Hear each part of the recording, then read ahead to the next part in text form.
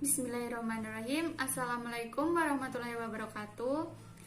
Bagaimana kabarnya adik-adik? Semoga kita semua dalam keadaan sehat walafiat ya. Amin.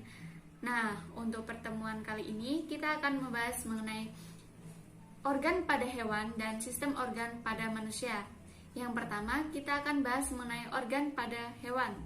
Nah, kemarin kan kita udah bahas tuh mengenai pengertian organ. Jadi, organ itu sekumpulan beberapa jenis jaringan yang memiliki fungsi tertentu. Berdasarkan letaknya di dalam tubuh, organ itu dibedakan menjadi dua, yaitu organ bagian luar dan organ bagian dalam. Organ bagian luar itu seperti mata, hidung, mulut, telinga, dan kulit. Sedangkan organ pada bagian dalam itu seperti paru-paru, jantung, usus, lambung, dan ginjal. Nah, kita ambil contoh misalnya lambung ya. Nah, lambung ini kan merupakan organ yang tersusun atas beberapa jaringan, seperti jaringan epitel, jaringan otot polos, jaringan darah, jaringan saraf, jaringan ikat, dan jaringan limfa. Nah, yang kedua kita akan membahas mengenai sistem organ pada manusia. Sistem organ merupakan sekumpulan organ yang bekerja sama untuk melakukan fungsi tertentu. Setiap organ tidak bekerja sendiri-sendiri ya. Jadi organ ini saling bergantungan dan saling mempengaruhi antara satu dengan yang lainnya gitu. Nah, sistem organ pada manusia itu ada beberapa macam. Ada sistem gerak, yaitu ada sistem gerak pasif dan ada sistem gerak aktif. Sistem gerak aktif itu seperti otot lurik atau otot rangka. Nah, sedangkan sistem gerak pasif itu seperti rangka tulang tangan, tulang kaki, tulang kepala atau tengkorak, dan tulang dada. Nah, sistem gerak ini tuh memiliki fungsi untuk menggerakkan anggota tubuh, memberi bentuk tubuh, dan menentukan posisi tubuh.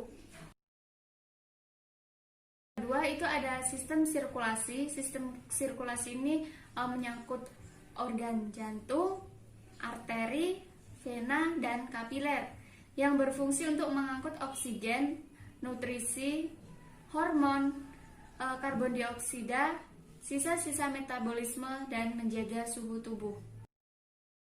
Nah, yang ketiga itu ada sistem limfa, berfungsi untuk mengembalikan cairan dan protein dari jaringan ke sirkulasi darah, mengangkut limfosit, membawa lemak emulsi dari usus. Sistem pernapasan itu meliputi hidung, laring, trakea, bronkus, dan paru-paru yang berfungsi untuk mengambil oksigen dan mengeluarkan karbon dioksida serta menghasilkan energi dalam bentuk ATP. Yang kelima itu ada sistem ekskresi, meliputi ginjal, hati, kulit, dan paru-paru yang berfungsi untuk mengangkut zat-zat sisa metabolisme dan menjaga keseimbangan cairan tubuh atau homeostatis. Nah, yang keenam itu ada sistem hormon, meliputi hipofisis, tiroid, paratiroid, dan pankreas yang berfungsi tentunya untuk memproduksi hormon yang untuk proses fisiologi tubuh, misalnya itu kayak metabolisme, pertumbuhan, dan perkembangan. Yang ketujuh itu ada sistem saraf, meliputi otak, sumsum tulang belakang, dan saraf tepi. Sistem saraf ini berfungsi untuk menerima rangsangan dari berbagai organ, memberi respon atau jawaban terhadap rangsangan, dan mengatur kerja alat-alat tubuh. Misalnya kayak kita kesandung gitu loh, kita otomatis langsung kayak teriak, aduh kesakitan gitu kan, terus kayak ngerasa nyeri. Nah, itu dari sistem saraf yang bekerja. Dan ada sistem indera. Sistem indera ini meliputi apa aja? Ya, meliputi hidung, lidah, mata, telinga, dan kulit. Berfungsi untuk menerima rangsangan dari lingkungan sekitar. Kayak misalnya telinga itu berfungsi untuk menerima rangsangan dari sumber suara. Kalau kulit itu kayak kita kesentuh gitu loh, kesentuh gini kan kita ngerasa kayak ada rangsangan tersentuh gitu. Dan yang terakhir itu ada sistem reproduksi yang berfungsi untuk memproduksi sel gamet untuk perkembangan. Jadi sel reproduksi pada wanita itu menghasilkan ovum, dan sedangkan sel reproduksi pada laki-laki itu menghasilkan sel sperma.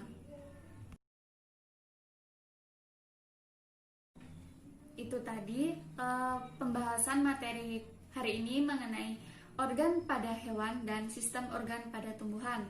Sekian, terima kasih. Wassalamualaikum warahmatullahi wabarakatuh.